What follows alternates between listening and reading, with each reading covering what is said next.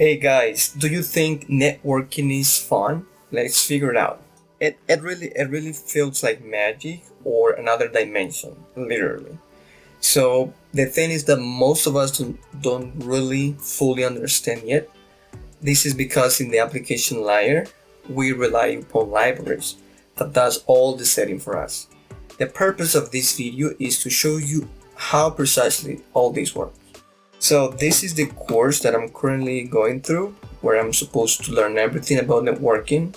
As I mentioned in the first video, this is very fundamental, but I feel like every time we're getting better and better. Here I have the TCP IP. This is the knowledge that I count with at the moment. So when you get involved with networking basics, you may feel overwhelmed by too much technical vocabulary, like package, datagrams, frames, VPN, proxy, firewalls, and so on. When I was doing this course, I felt daunted by being introduced all the fields of the IP datagram, headers, and all of that. It was like trying to memorize every wire or screw inside a car's dashboard, when all I wanted to do was to drive to the store. But that was just at that moment, because you actually need to learn all of those little details if you want to understand the TCP IP model at a decent level. So I looked for a way I could apply all that knowledge. Then I had a flashback back then when I was working on my thesis. I did touch this topic. For me, it was more like a rehearsal, but even so, that knowledge was getting rusty. So I'll try to answer all these questions as it is used, as I'm supposed to. But let me give you an overview of a really practical example when you need to use networking, or to be precise, when you can use the UDP/IP protocol. Okay, so I needed to send the data of two moving sensors over the Wi-Fi to somewhere I could compute that information and simulate a haptic reaction. So picture this. When you move closer to the obstacle, you could feel the obstacle in the haptic device. Like you could maneuver through the obstacles with your eyes closed, but just feeling the proximity sensation in your hand. Sounds cool, right? But before I was able to apply all that knowledge, I was clueless. Back then in 2020, when I just started my thesis, I wonder how can I send data over Wi-Fi? No physical connection at all. And then one comes to realize that every piece of information transferred from one device to another, it is just ones and zeros being sent from one place to another. And the TCP IP model is the language used between those devices to send and receive information. Before I go through the real life TCP IP model, let me tell you something that happened to me that made me appreciate to be studying networking. I was planning to transfer around 200 gigabytes of information from one old computer to another. It was around $10 that I needed to pay to get that done. But while I was learning about DNS, DHCP, and type of cables used in the physical layer, I realized I could communicate those two PCs with an Ethernet cable and transfer those files. So before that, I religiously thought the Ethernet cable can only be used to connect your laptop to the router for faster internet connection.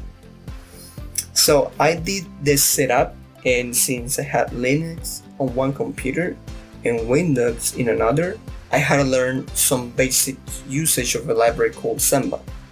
That was for file transferring between Linux and Windows, and I also set some file permission using Linux commands, set static IP in both computers, as well as the subnet mask, and there I was, saving $10 and feeling awesome after having, out of a necessity, a practical scenario to get a better grasp about networking.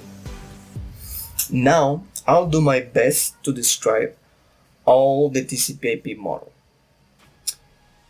Even though this code only writes and reads short text messages, under the hood, the system wraps and unwraps those bytes in every layer, from the application logic down to radio wave on the 2.4 GHz band. Just like sending a letter involves you envelopes, post office, and delivery track, it's the same for the TCP IP model. So here's the plan. Imagine you start by writing a note on a piece of paper, say 1234, right, to represent X and Z position. Package those two numbers into little message. In other words, it's the UDP header doing its job. It slides the paper into an envelope, seal it, and write which department is for. Right? You name it. The UDP header is an 8-byte wrapper that tags on a source port, where it came from, a destination port, where it's going, a length field, and a simple checksum. This envelope tells, for example, the post office which service inside the recipient to deliver to, and doesn't guarantee it'll arrive, just like first-class mail. Then you drop that envelope into your local post box, where clerks read the street and city you wrote on it. That's the IP layer. An IPv4 header, 20 bytes, wraps around your UDP envelope, adding a source IP, your home, and destination IP, which is the ESP32 hotspot address, plus some routing information. The post office sorting machines use that address to send your envelopes through the proper city-to-city routes, even if it's never leave the phone's hotspot network for this case. Finally, each IP package, envelope plus header, is loaded into a mail truck or local delivery van that drives neighborhood streets and drops it at your friend's mailbox. In networking, this is the network access layer, combining the data link plus the physical. At the data link sub-layer, your package is put inside a 802.11 frame, complete with MAC addresses and a frame check CRC. And the way that we can understand the physical sub-layer is because at this point the frame is chopped into OFDM symbols or data slices and radiated as 2.4 GHz Wi-Fi signals over the air, just like a truck riding roads. By doing so, we're going through all the TCP IP model.